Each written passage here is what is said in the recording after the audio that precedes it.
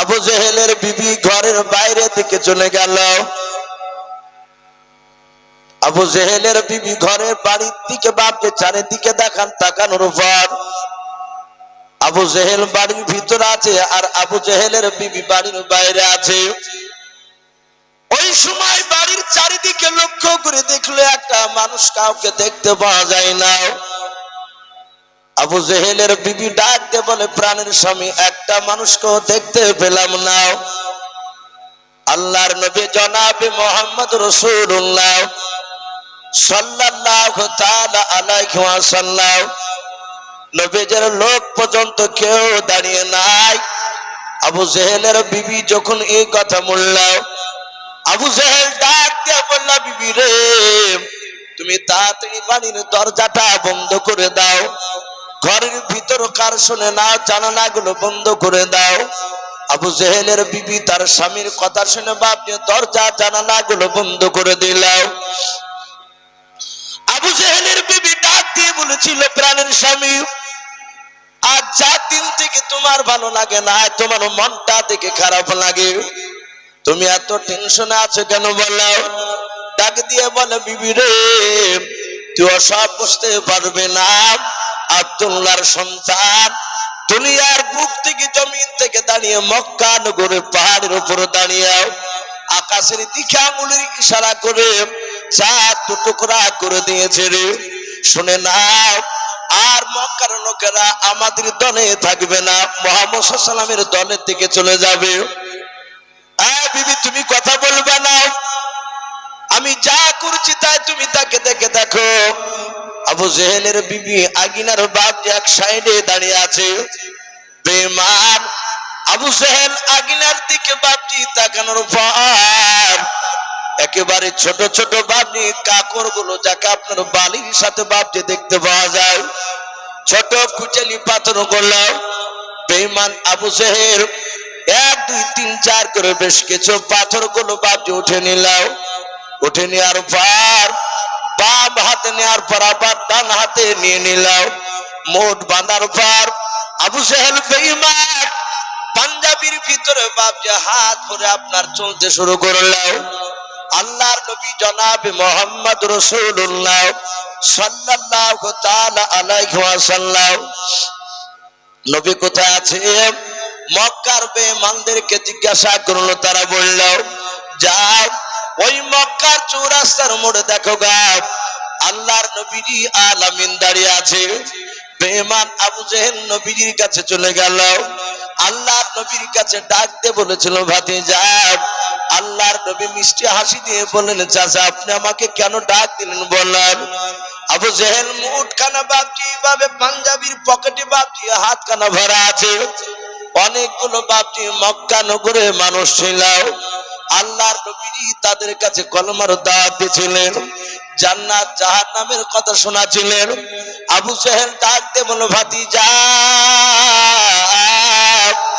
তুমি তো বড় বড় নবুয়তের দাবি করেছো, তুমি নবী দাবি করেছো, অনেক কথা বলছো, জমিনের নিচে যা আছে তাই তুমি বলে দিতে পারছো, আসমানের উপরে কি আছে তা তুমি বলে দিতে পারছো।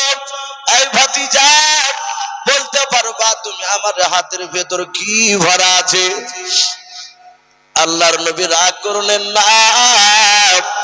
বিশ্ব নবী আমার মুচকি মুচকি হাসছেন আর বলছেন, চাচা, আপনার হাতের ভিতর যা ভরা, যা নিয়ে এসেছেন বলেন, ওগুলো আমি কি জবান দিয়ে বলবো, না আপনার হাতে যা নিয়ে এসেছেন তাই আমার পক্ষে সাক্ষী দিবে? বলুন সুবহানাল্লাহ।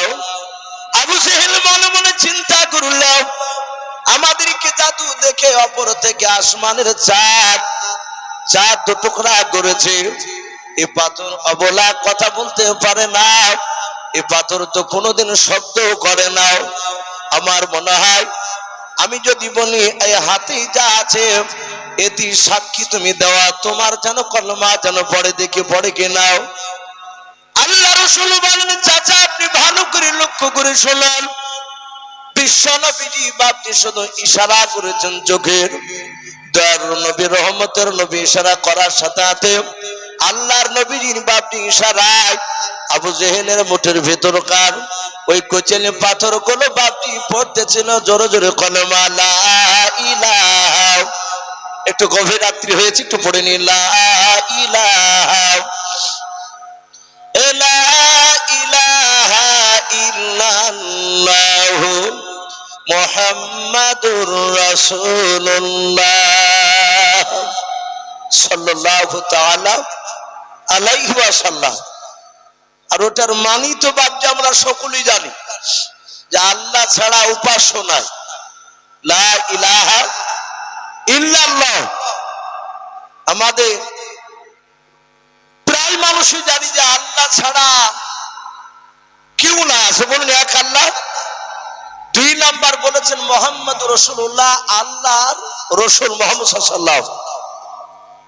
এই আবু জেহেল চিন্তা করলো এ কি ব্যাপার, পাথর কো জাদু করলো নাকি?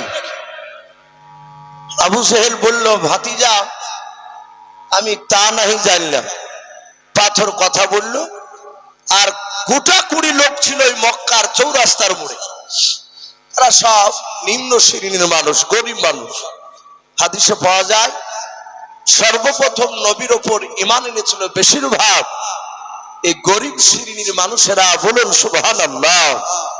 সর্বপ্রথম নবীর উপর বাপজি ঈমান এনেছিল তারা। আমার বিশ্ব নবী ডাক দিয়ে বললেন, চাচা আর কিছু বলার আছে? আবু জেহেল বলল, ভাতিজা তুমি বলো তিনি হাতের ভিতরে কটা পাথর আছে বলতে পারবা? বলে, চাচা ওটাও বলে দিতে পারবো। আমার বিশ্ব নবীকে বললো, আবু জেহেল তাহলে বলো তিনি। নবীজি বললেন, চাচা আপনার হাতের ভিতর 11টা পাথর ভরা আছে। আবু জেহেল চিন্তা করছে, আমি যদি বলি হ্যাঁ, কিন্তু আমি তো পাথর গনে তুলিনি। ওই একটা দুটো করে বাপজি কুচেলি পাথরগুলো বাপজি তুলে নিয়েছিল। রাসূল যেন উত্তর না দিতে পারে, বলতে না পারে, কিন্তু কটা তুলেছে এটা আবু জেহেল জানে না, ওর গণা নাই। আবার চিন্তা করলো যদি না বলি, বাড়িতে গিয়ে যদি দেখি 12টা আছে, তাহলে মুহাম্মদ সাল্লাল্লাহু আলাইহি ওয়াসাল্লাম যেখানে হারলো এটা লোকে জানতে পারবে না। এই সত্য বলতে পারেনি, এটা মানুষের সামনে তাহলে বুঝানো যাবে না। যদি আড়ালে গিয়ে বাড়িতে গিয়ে যদি আমি বলি, আবু জেহেল মুখ খোলার পর ওই লোকের সামনে বলতে লাগলো। আবু জেহেল বলছে, না 11টা নয়। নবী বলেন, চাচা আপনি গুনুন। 1 2 3 4 করে গুনে দেখছে 11টায় পাথর ভরা, বলুন সুবহানাল্লাহ। যারা ওখানে রাসূলের এই কথাগুলো বাপজি শুনেছিল তারা সবাই মুসলমান হয়ে গেল, বলুন সুবহানাল্লাহ। কিন্তু বেঈমান আবু জেহেল বাপজি ঈমান আনলো না, সে বাড়ি চলে গেল। বাড়ি চলে যাওয়ার পর সে চিন্তা করছে, অপেক্ষা আছে কখন সূর্য ডুববে। যাহাতে সূর্য ডুবে গেল, আর অমনি অন্ধকারে বাপজি আবু জেহেল সোজা বাড়ি থেকে বেরিয়ে উতবা সাইবার বাড়িতে গেল। উতবা সাইবা ওরাও বাপজি মক্কার অন্য গোত্রের, ওরাও বাপজি বড় তাবুর নেতা। যেমন আবু জেহেল এক গোত্রের নেতা, উতবা সাইবা ওরা আর এক গোত্রের নেতা। তারা আবু সুফিয়ানকে ডাকা হলো। আবু জেহেল, উতবা, সাইবা, আবু সুফিয়ান এইসব বেঈমান গুলো বাপজি একত্রিত হলো রাত্রিবেলা। রাত্রিবেলায় আবু জেহেল বলল, ভাই এই মুহাম্মদ সাল্লাল্লাহু আলাইহি ওয়াসাল্লামের দিকে আজকে 20টা লোক ঈমান আনলো। বলে, তুমি দেখলে কোথায়? বলে, মক্কা নগরে আমি পাথর লুকে নিয়ে গিয়েছিলাম। ও বলে দিয়েছে, সমস্ত ঘটনা বাপজি শোনালো। আবু জেহেল ডাক দিয়ে বলল, মুহাম্মদ সাল্লাল্লাহু তাআলা আলাইহি ওয়াসাল্লাম এই বিশ্ব নবীকে হেনস্থ করার কোন রাস্তা আছে? একে অপমান করার? উতবা, সাইবা, আবু সুফিয়ান কিতাবে লিখেছে ওই সময় উতবা, সাইবা এরাও বেঈমান, আবু সুফিয়ানও বেঈমান। কিন্তু আবু সুফিয়ানে একটু বাপজি সামাজিক একটু বুদ্ধি তার একটু আলাদা ছিল। আবু সুফিয়ান হাদিসে পাওয়া যায় মক্কা বিজয় হওয়ার পরে আবু সুফিয়ান তিনি ঈমান এনেছিলেন, বলুন আলহামদুলিল্লাহ। তিনি মুসলমান হয়েছিলেন। তার আগে কিন্তু বাপজি মুসলমান হয়েছিল না, সে বেঈমান ছিল। আবু সুফিয়ান ডাক দিয়ে বলল, ভাই আবু জেহেল, এইভাবে কাজ হবে না। বলে, এখানে আমরা চারটে লোকে এসব আমাদের পরামর্শ করা এটা উচিত হচ্ছে না। বলে, কি করতে হবে? বলে, আপনি আগামী কালকে মক্কার চৌরাস্তার মোড়ে প্রকাশ্য মিটিং ডাকুন। এই আবু জেহেল, মুহাম্মদ সাল্লাল্লাহু আলাইহি ওয়াসাল্লাম আমাদেরকে ভয় পায়, ওরা সংখ্যায় কম, আমরা সংখ্যায় অনেক মানুষ, ভয় কিসে? দিনের বেলাতে মিটিং ডেকে দাও, আমাদের দলের যত মানুষ সবাই যেন একত্রিত হয়। তাফসীরে মারিফুল কোরআনে ঘটনাটা এসেছে। 12,000 লোক সকালবেলায় বাপজি জমা হলো। 12,000 লোকের মধ্যে আবু জেহেল চিৎকার করে দাঁড়িয়ে বলল, এই বন্ধুরা, আমাদের দিন দিন আমাদের কাছ থেকে লোক মুহাম্মদ সাল্লাল্লাহু আলাইহি ওয়াসাল্লামের দিকে হয়ে যাচ্ছে। এই তোমরা কেউ আছো মুহাম্মদ সাল্লাল্লাহু আলাইহি ওয়াসাল্লামকে তোমরা অপমান করতে পারবে? 12,000 লোকের দিকে তাকাচ্ছে আবু জেহেল, কথাটা বলে কেউ কথা বলে না। হাদিসে পাওয়া যায়, হঠাৎ করে দেখলো আবু জেহেলের সামনে দুটো একেবারে তরুণ যুবক, নওজোয়ান, তারা কিন্তু বুদ্ধিজীবী শিশু মাকার। তারা দুটো ছেলে বাপজি সেখানে আবু জেহেলের সামনে দাঁড়িয়ে বলল, ভাই আবু জেহেল, আমার নাম নাজার ইবনে হারিস। দ্বিতীয় যুবক বলল, আমার নাম উকবা বিন আবি মুইত। তাফসীরে মারিফুল কোরআনে এদের দুজনের নাম পাওয়া যায়। ডাক দিয়ে বলল, ভাই বলো, তোমরা দুটা যুবক কেন দাঁড়ালে? আবু জেহেলকে বলল, ভাই আপনি বলেছেন যে তোমরা কেউ কে আছো মক্কা নগরে মুহাম্মদ সাল্লাল্লাহু আলাইহি ওয়াসাল্লামকে হেনস্থ করতে পারবা? এরা দুজনাই বলল, মক্কা নগর আর একটা লোক নাই যে লোকটাকে রাসূলুল্লাহর কাছে খাড়া করা হয় নাই প্রশ্ন করার জন্য। বলুন আলহামদুলিল্লাহ। সব লোককে খাড়া করা হয়েছে, যেই বিষয় প্রশ্ন করুক না কেন বিশ্বনবী সব প্রশ্নের উত্তর দিয়েছেন। বলুন আলহামদুলিল্লাহ। আবু জেহেল বেঈমান বলল, তাহলে আমরা কি হাত গুটিয়ে বসে থাকবো? বলে, একটা লোক কেউ নাই। মক্কার দুজন নজর ইবনে হারিস আর উকবা বিন আবি মুইত তারাও ডাক দিয়ে বলে, আবু জেহেল নেতা, আপনি ঠান্ডা মাথায় কথাগুলো আমাদের দুই ভাইয়ের শুনুন। একটা মক্কা নগরে মানুষ নাই, আল্লাহর নবীকে বাপকে প্রশ্ন করেন নাই। আমরা সবাই প্রশ্ন করেছি, নবী সব প্রশ্ন উত্তর দিয়ে দিয়েছে। কিতাবে পাওয়া যায়, বেঈমানরা এমনকি মক্কা নগর থেকে রে বাবা কাবা থেকে অনেকটা দূরে নবীজিকে নিয়ে গিয়েছে। ডাক দিয়ে বলেছেন, ও মুহাম্মদ, বলো বায়তুল মুকাদ্দাসের দরজা কটা তোমাকে বলা লাগবে? আল্লাহর নবী মক্কায়, বাইতুল মুকাদ্দাস বাপজি ফিলিস্তিনে, অনেকটা বাপজি দূরত্ব রাস্তা। আল্লাহর নবীজি বাপজি তখনও বাপজি যায় নাই। আল্লাহর নবী জনাবে মুহাম্মদ রাসূলুল্লাহ সাল্লাল্লাহু তাআলা আলাইহি ওয়াসাল্লাম নবীকে অপমান করা তাদের বাপজি প্ল্যান ছিল। আল্লাহর নবীজি দাঁড়িয়ে আছেন, আবু জেহেলের লোকেরাও আল্লাহর নবীকে ডাক দিয়ে বলল, বায়তুল মুকাদ্দাসের দরজা কটা? বলল, বায়তুল মুকাদ্দাসের ছাদে কটা তীর রয়েছে? বলল। আল্লাহর নবীজি দাঁড়িয়ে আছেন, হঠাৎ করে আল্লাহ রাব্বুল আলামিন জিবরিল আলাইহিস সালামকে ডাক দিয়ে বলেন, ওরে আমার জিবরিল, যাও আমার দোস্ত হাবিবুল্লাহকে অপমান করার জন্য মক্কা নগরের কাবার কথা বলেন নাই, বাইতুল মুকাদ্দাসের কথা বলেছে, যে আমার নবী হয়তো উত্তর দিতে পারবে না।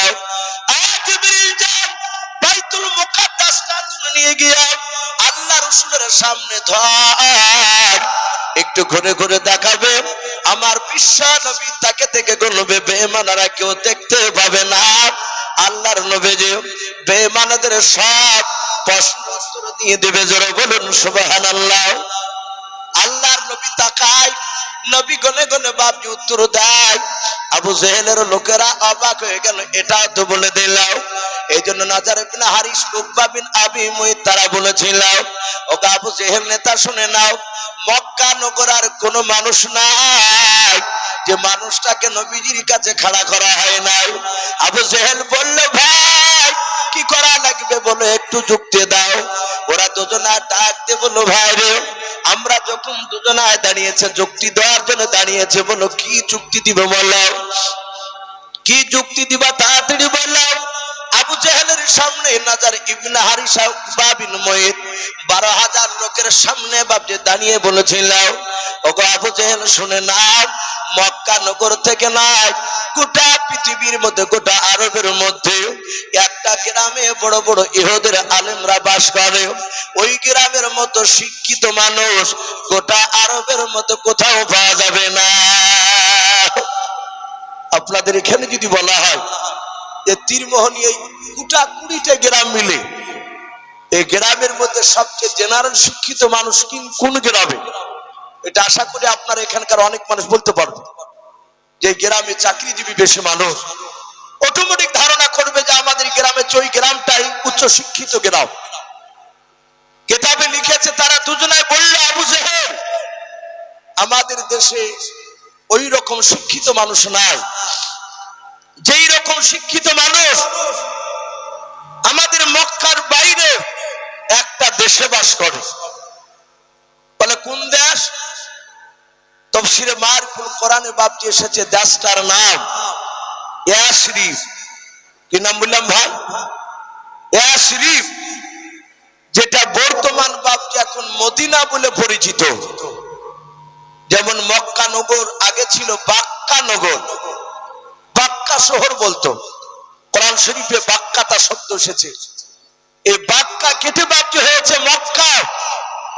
ইয়াসরিব দেশটা বাপজি আপনার সেই সময় ছিল, আল্লাহ রাসূল যেদিন মক্কা থেকে ইয়াসরিবে যায় হিজরত করে, আবু বকর সিদ্দিক রাদিয়াল্লাহু তাআলা আনহুকে নিয়ে, সেদিনই দেশটার নাম হলো বাপজি মদিনাতুন নবী, নবীজির শহর। জোরে বলুন সুবহানাল্লাহ। ওই মদিনা বলি বাপজি আমরা সকলেই জানি। তো ডাক দিয়ে বলল, ওই মদিনাতে ইহুদির আলেম সবচেয়ে বড় আছে গোটা আরবের মধ্যে। ওই গ্রামের মতো শিক্ষিত মানুষ আর কোথাও পাবেন না। হে আবু জেহেল নেতা আমাদের, আপনি দুটো মানুষ আপনি পাঠিয়ে দেন, তারা ওই মক্কা নগরে তারা যাবে। এই মক্কা নগর থেকে তারা ইয়াসরিবে যাবে, মদিনাতে যাবে। যাওয়ার পর ওখানে ক্রিটিক্যাল প্রশ্ন ইহুদির আলেমের কাছ থেকে শিখে এসে এই আব্দুল্লাহর ছেলেকে ধরবে, আশা করি উত্তর দিতে পারবে না। সম্মানিত ভাইরা আমার, বাবা জীবনেরা, আবু জেহেল বলল, ভাই আমি আর অন্য কাউকে পাঠাবো না, তোমরা দুজনেই যাও। বলে আমরা যাব? বলে হ্যাঁ। এরা দুজনাই বাপজি চলে গেল। মক্কা থেকে বাপজি কিছু খাবার বেঁধে নি, সোজা মক্কা নগর থেকে বাপজি মদিনায় চলে গেল। মদিনায় যাওয়ার পর চিন্তা করছে কোন আলেমটা বড়, এটা তো আমরা জানি না। সঙ্গে সঙ্গে গ্রামের লোককে বলল, ভাই এটা মদিনা দেশ ইয়াসরিব? বলে হ্যাঁ। বলে এই দেশের সবচেয়ে বড় পণ্ডিত আলেম কোনটা, তার ঠিকানা একটু দিতে পারবেন? তার কোথায় তার পরিচয় পাওয়া যায়, তার সাথে দেখা যাবে? সাথে হাতে কয়েকটা লোক বললো, ভাই সামনের দিকে চলে যান। যেমন আপনাদের তীরমোহনী এখানে একটা জালসা হচ্ছে, কিতাবে লিখেছে তৎকালীন সেই জামানায় ইহুদির আলেমদের বাপজি একটা সভা হচ্ছিল। ওখানে সাধারণ মানুষ কেউ বসতে পাবে না, শুধু ইহুদির আলেম ছাড়া। যারা তওরাত, জব্বর, ইনজিল এর যারা হাফেজ, তাদেরকে বাপজি ইহুদির আলেম বলা হয়। এরা দুজনায় সামনে গিয়ে দেখলো একটা বিরাট সভা, ওখানে বক্তব্য হচ্ছে। কাছে গিয়ে দেখলেন প্রায় 50টার উপরে ইহুদির, সবাই তারা পণ্ডিত, তারা আলেম, সবাই বসা। নাজার ইবনে হারিস আর উকবা বিন আবি মুইত এরা যাওয়ার পর বলল, ভাই আমরা এসেছি সুদূর মক্কা থেকে, আমরা আবু জেহেলের লোক। ওরা কিন্তু বাপজি মক্কা নগরে অনেকে আসতো, বেঈমান আবু জেহেলের নামটা অনেকে জানতো। ডাক দিয়ে বলল, তোমরা আবু জেহেলের লোক? বলে হ্যাঁ। বলে কেন এসেছো? এরা দুজনায় রাসূলুল্লাহর কথা বলল যে আমরা চরম পেরেশানির মধ্যে পড়ে গিয়েছি।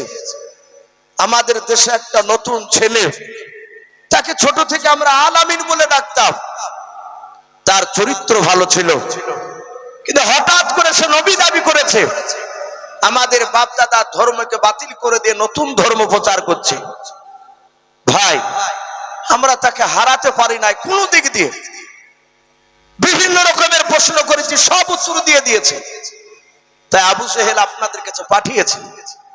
আপনারা জ্ঞানী গুণী মানুষ, এখানে সবচেয়ে যে বড় আলেম, তার সাথে একটু আমাদের কথা বলতে দেন।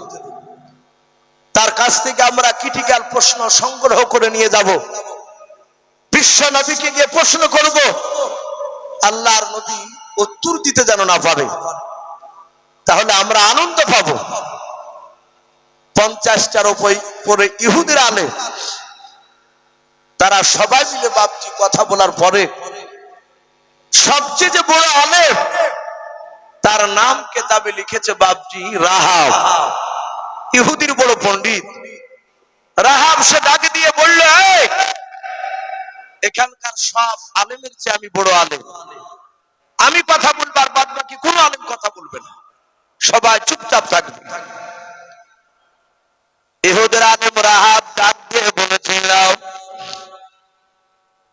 ওগো ভাই, তোমাদের দুজনের নামটা আমার সামনে বললাও। ওরা দুজনের নাম বলল নাজার ইবনে হারিসার উকবা বিন আবি মুইত।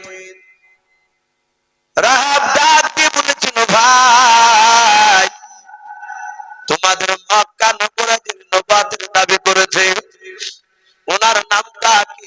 বলে ওনার নাম মুহাম্মদ রাসূলুল্লাহ সাল্লাল্লাহু তাআলা আলাইহি ওয়াসাল্লাম।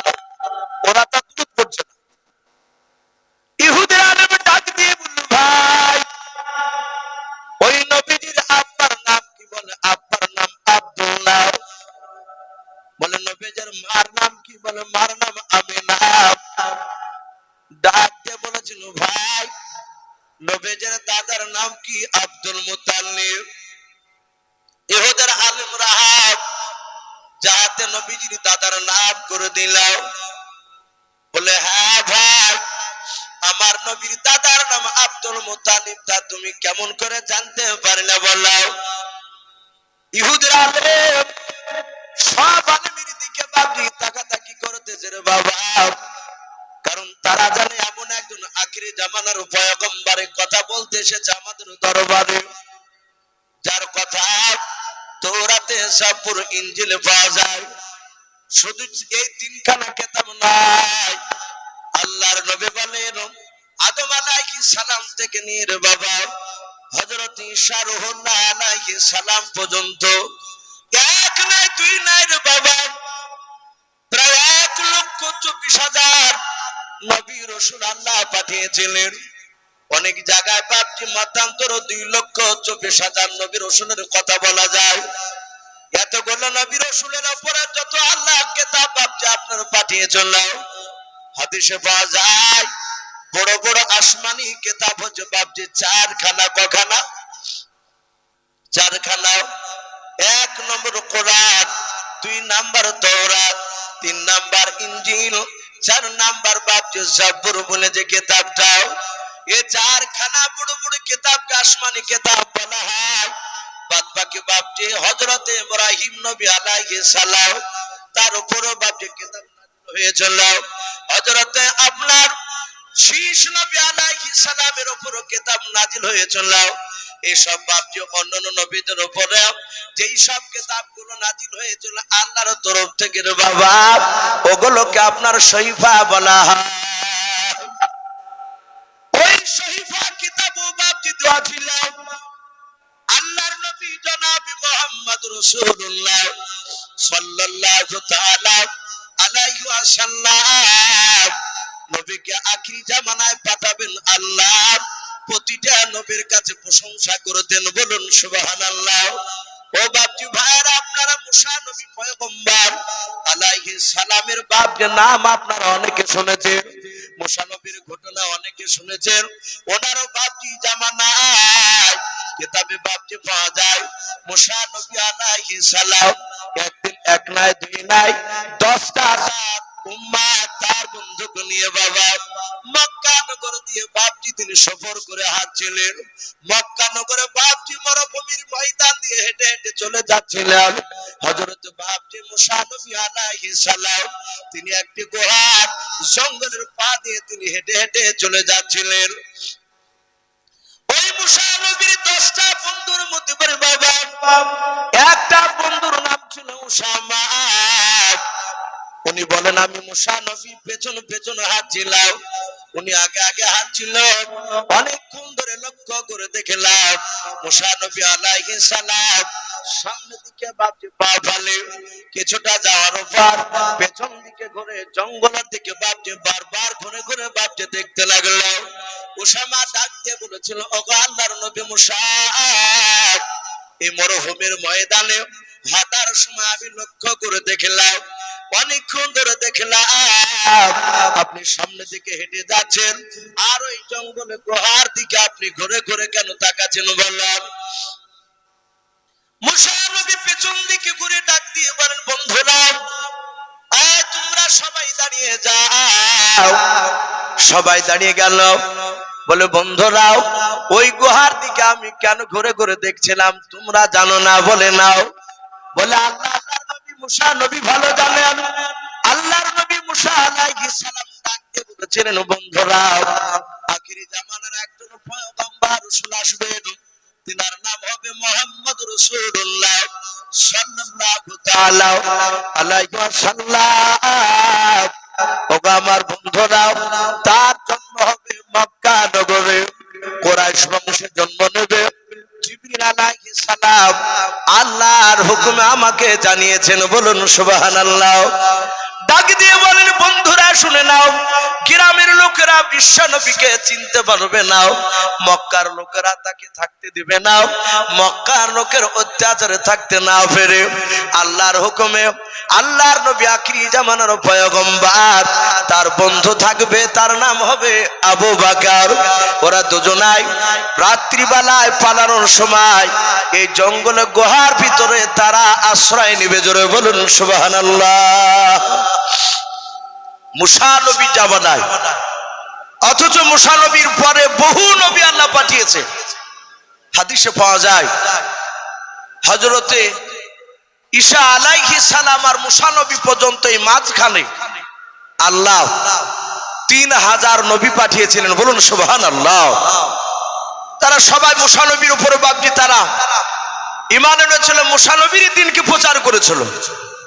মুসা নবী তিনি নবী প্লাস রাসূল ছিলেন, আর ঈসা নবী পর্যন্ত যে মাঝখানে 3000 নবী, এরা সবাই নবী ছিল, তারা রাসূল ছিল না।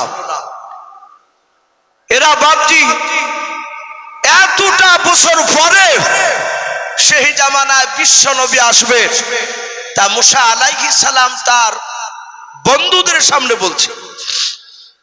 বাপজি আপনারা এটাও শুনেছেন আল্লাহ রাসূল সাল্লাল্লাহু আলাইহি ওয়াসাল্লাম ওই গুহার ভিতরে আবু বকরের পায়ের উপর মাথা রেখে ঘুমিয়েছিলেন। মদিনা রাস্তায় যাওয়ার সময় একটা সাপ এসে আবু বকরকে কামড়িয়েছিল। এ কথা সত্য না মিথ্যা? একটু কথা বলো। এ কথা সত্য। কিতাবে লিখেছে মুসা আলাইহিস সালাম জাহাতে ইশারা করে বলেছেন, এই গর্তে, এই বন্ধুরা এই গর্তে সারা পৃথিবীর শ্রেষ্ঠ রাসূল এসে আরাম করবে। আর ওই গুহার ভিতরে ছিল বাপজি গর্তে একটা সাপ। সাপ আপনি বেরিয়ে এসে আল্লাহর নবী মুসা আলাইহিস সালামের সাথে আল্লাহর কুদরতে কথা বলতে লাগলো। বলুন আলহামদুলিল্লাহ। ডাক দিয়ে বলেছিল, এই নবী মুসা কালিমুল্লাহ, এই গুহাতে আমি থাকি, এখানে আবার কাকে ঢুকাছো? কে আসবে? আল্লাহর নবী মুসা আলাইহিস সালাম বলেন, সাপ, সারা পৃথিবীর শ্রেষ্ঠ নবী আসবে। নবীর কয়েকটা গুণাবলী কথা শোনালেন যে আল্লাহর নবীর এত দাম। সম্মানিত ভাইরা আমার, বাবা জীবনেরাও, জান্নাতের প্রতিটা চৌকাঠে জান্নাতে যত গাছ রয়েছে জান্নাতি গাছ, গাছের বডি এবং গাছের প্রতিটা পাতাতে আল্লাহ রসুলের নাম লেখা আছে। জোরে বলুন সুবহানাল্লাহ। সেই দামি নবী কথা যাহাতে বলেছে, সাপ বলল নবী একটু দোয়া করে দেন। নবীদের দোয়া আল্লাহ কবুল না করে থাকতে পারে না। ওগো নবী, আপনি যে আল্লাহর বিখ্যাত নবী, আপনি আসমানে নয় পাহাড়ে গিয়ে আপনি আল্লাহর সাথে ডাইরেক্ট কথা বলে, বলুন সুবহানাল্লাহ। এই জন্য মুসা নবীকে কালিমুল্লাহ বলা হতো, আল্লাহর সাথে কথা বলা নবী। ডাক দিয়ে বললো যে আপনি দোয়া করে দেন যেন বিশ্ব নবীকে না দেখা পর্যন্ত আমার মৃত্যু যেন না হয়। বলুন আলহামদুলিল্লাহ। দোয়া করেছিলে। আমার বিশ্ব নবী বাপজি ঘুমাচ্ছিলেন, সব ছিল বাইরে। অনেক ঘটনা আছে, ওদিকে আমি যাব না। তো বাপজি সেই নবী রহমতের নবীর কথা বাপজি ওই ইহুদির আলেমরাও বাপজি জানতো। ওরা তাওরাত জবুর ইনজিলে পড়েছিল। আমার বিশ্ব নবীর কিছু আংশিক চরিত্র প্রতিটা কিতাবে বাপজি দেওয়া ছিল। রাহাব ডাক দিয়ে বলল, ভাই ওই যিনি নবী দাবি করেছে তার তো মনে হয় বাপ মা পৃথিবীতে বেঁচে নাই। এরা বলল বেঁচে নাই। ওই মুহাম্মদ সাল্লাল্লাহু আলাইহি ওয়াসাল্লাম তার মার পেটে 6 মাসে যখন ছিল, তার আব্বা ব্যবসা করতে গিয়ে মারা গিয়েছে। রাহাব ডাক দিয়ে বলল, মনে হয় তার মা তার নানার বাড়ি থেকে আস্তে আস্তে ইন্তেকাল করে নাই। এরা দুজন বলল, আপনারা জানলেন কি করে? বলে আখিরি জামানার পয়গম্বরের জীবনী আমরা প্রতিদিন পড়ি। বলুন আলহামদুলিল্লাহ। ডাক দিয়ে বলল, শুনে নাও, সেই লোক নবী দাবি করেছে। এরা দুজনায় চালাকেরা জানে, যদি বলে হ্যাঁ ওই লোক, তাহলে এরা প্রশ্ন শিখে দিবে না। এরা দুজনায় বলল, ভাই রাহাব, আপনারা যেই নবীর কথা বলছেন সে নবী নয়, এ আমাদের দেশে একটা ভণ্ড নবী দাবি করেছে। ই ভণ্ডা। আপনাদের কেতাবে তার বাপের সাথে বাপের নাম মিলতে পারে, উনি সত্য নবী নয়। আপনি গ্রামে চলুন, 100-র মধ্যে 95টা লোক তাকে নবী বলে অস্বীকার করে। আমরা তাকে মানি না। যারা পাগলা বুদ্ধি কম সেসব লোকরা ওই বেটাকে মোহাম্মদকে নবী বলে বলে। রাহাব বলল, ভাই সত্যিকার নবী কি ভণ্ডা নবী সেটা প্রমাণ হয়ে যাবে। শোনো ভাই, আমরা বেশি নাই, মাত্র আমরা 3টা প্রশ্ন আমি তোমাদের দুজনকে আমরা শিখাবো। যে 3টা প্রশ্ন একমাত্র সারা পৃথিবীর শ্রেষ্ঠ নবী পারবে, আর গোটা পৃথিবীর সাধারণ মানুষের মধ্যে আমরা ইহুদির আলেমরা এই মদিনার বাদ বাকি পৃথিবীর আর কোন সাধারণ মানুষ উত্তর দিতে পারবে না।